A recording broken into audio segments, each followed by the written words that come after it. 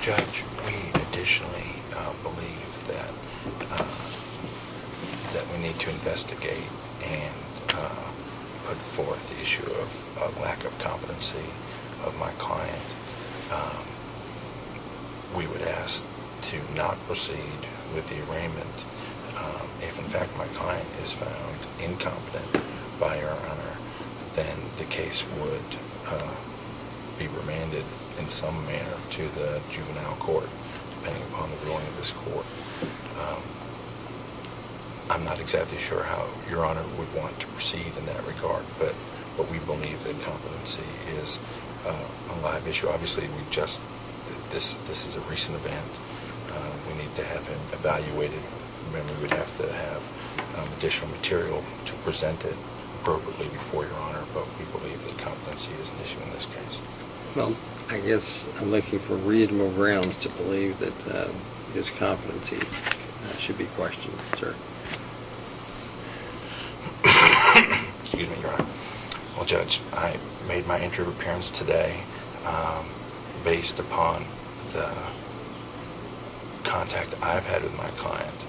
I believe that I'm required to investigate competency.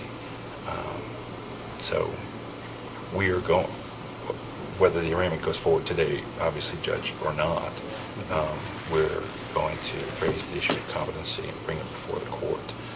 I'm doing it this way, even though this is a confidential proceeding, because I believe it's appropriate at this juncture as a discussion between counsel and Your Honor and no one else. But I don't have an evaluation. I mean, Judge, this case is days old. Is there anything about your interaction with him so far, anything like that that leads you to believe there's reasonable grounds? I mean, anything? Yes, Judge. But I believe, not being a psychologist, Judge, it's hard to, but I believe that competency is a live issue in his case. I believe that from my interaction with him that he may lack competency. I can't tell you that he's definitely incompetent. But I believe that I believe we have to have a competency hearing. I need to additionally investigate his competency. That's. If I may, and I think, quite frankly, I would be surprised if we went through this trial without competency being challenged and explored. However, I think he's right. It's so soon that he hasn't had time to even give the court reasonable grounds at this juncture. So we go ahead and arraign him, give him time to speak to him more and find those grounds. I have no doubt it's going to, us challenging that there's no reasonable grounds is going to be difficult. That's not to say that I'm conceding that point, but I think we explore that when that time comes. For today, we arraign him, since there has been no articulated reasonable grounds, aside from we have a 15-year-old kid who just committed a mass murder. That in and of itself, the offense, I don't think is enough to get us there. If it were, then there's no reason to have the rule in the first place. We need to have reasonable grounds. I think that, I think he said it himself. He just simply hasn't had the time to meet with them to give those grounds. So we would ask that we go ahead forward with arraignment and explore that at a later date. Okay. Any other thoughts? I want to include an objection to going forward with arraignment on this ground.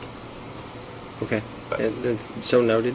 Sure. And if you had anything that I would consider reasonable grounds to believe that there may be an issue of competency, I tend to agree with Mr. Ford from reviewing the case law. I don't think that the alleged conduct itself is enough.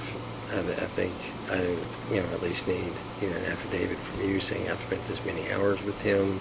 When I speak with him, it seems like he doesn't understand what I say. Something. I understand, Judge. Something to give us some grip there. And if that develops, you can raise competency, of course, at any point. But at this point, having nothing in front of me to believe there's reasonable grounds to question the child defendant's competency, then I think we'll proceed with the arraignment then. Thank you. But your objection is noted for the record. Thank you.